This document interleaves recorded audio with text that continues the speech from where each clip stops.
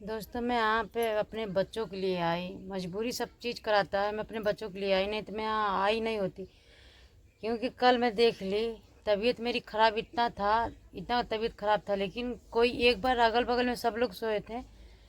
मैं अंदर गई, बेड पे सोई, वहाँ पे भी नहीं सो पा रही थी। इतना मेरा जिंदा मतलब सांस फूल रहा था कि जैसे लग रहा था कि अब मैं रहूँगी नहीं, अब मेरा प्राण निकल जाएगा। इतना मतलब इतना तबीयत हमारी डाउन हो गई थी रात को। और कोई एक बार शाम ही 8 बज रहा था, 8 9 टाइम हो रहा था मंजू। 9 टाइम हो रहा था। सब लोग अगल बगल में सोए थे। घर घर में से अंदर से मैं बाहर आई, बाहर टहल रही थी, घूम रही थी। इतना तगड़ा तबीयत मेरा ख़राब रहा था, मेरे बस आह निकल रहा था। आह मैं इतना करती थी, लेकिन कोई भी एक बार नहीं पूछा। सब लोग जागते थे, सब लोग मतलब बिस्तर पे अपने थे बाहर, लेकिन वो एक बार कोई नहीं पूछा कि श्रेया मम्मी तुझे क्या हुआ क्या नहीं हुआ। आने जाने में दिक्कत होती है। वहाँ से घर से मम्मी के घर से आई आई थी, अकेले आई थी। मेरे भाई तो इस लायक है नहीं कि मैं उनसे कहूँ वो मुझे मतलब यहाँ तक छोड़ दें। आप लोगों को पता है कि सबको पता है मेरा, मैं अपने मायके में थी, वो भी लोग बहुत ज़्यादा प्रॉब्लम में है, बहुत ज़्यादा लोग तकलीफ़ें में, इसीलिए मैं अकेले चली आई और किसी से नहीं बोली छोड़ने के लिए। मैं सोची मैं चली जाऊंगी, लेकिन घर वाले एक बार नहीं पूछे हमसे कि श्रेया की मम्मी कैसे, तुम आई कैसे नहीं आई, तबीयत कैसी कैसी नहीं है। एक बार लोग तो पानी नहीं पूछे, खाना पानी नहीं पूछे, और तबीयत पानी क्या लोग पूछेंगे।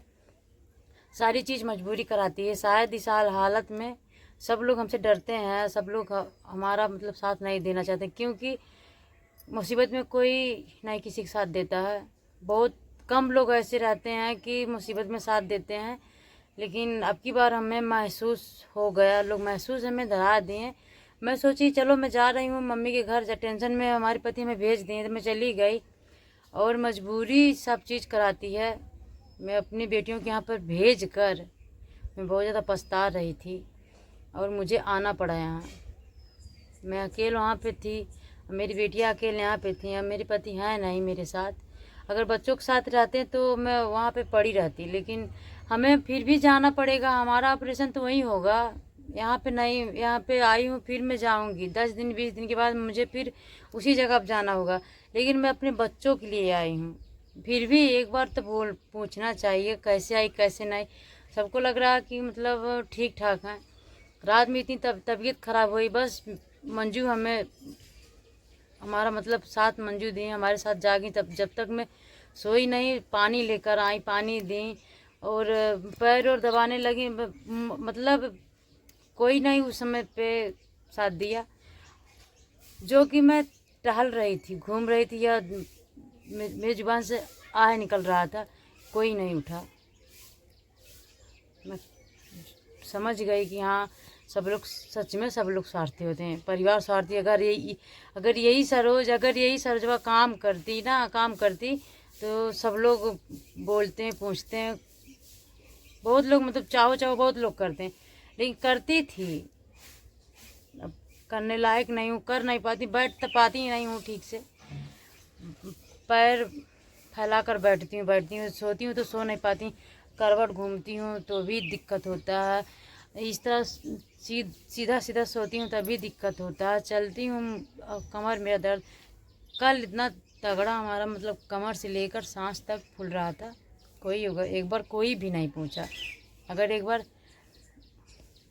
क्या बताएं हम, जो जो घर के गार्जियन होते हैं, घर के गार्जियन को तो पूछना चाहिए ना, देखना चाहिए कि हमारे परिवार के साथ क्या हो रहा क्या नहीं हो रहा। कभी गलती से भी नहीं पूछती हैं कि कैसे तुम आई कैसे नहीं आई, ठीक हो कि नहीं हो। इतने समय मैं वहाँ पे सोनोग्राफी नहीं करवाई मम्मी के घर। मम्मी बोल रही थी चलो करवा दूँ, लेकिन मैं इसलिए नहीं करवाई, अपने भाई की हालत देख कर नहीं करवाई। मैं अपने भाई को लेकर एडमिट थी हॉस्पिटल में, इसीलिए मैं अपना दुख किसी से नहीं बताई क्यों नहीं। मैं अपने भाई को देखती कि मैं खुद अपने आप को संभालती, इसीलिए मैं अपने भाई को अपना दुख छुपाकर अपने भाई को साथ दी। और मेरे भाई को जो भी था सब कुछ ठीक ठाक हुआ। बस मैं बहुत ज़्यादा इसीलिए खुश हूँ, और जो भी जो होगा मेरे साथ देखा जाएगा।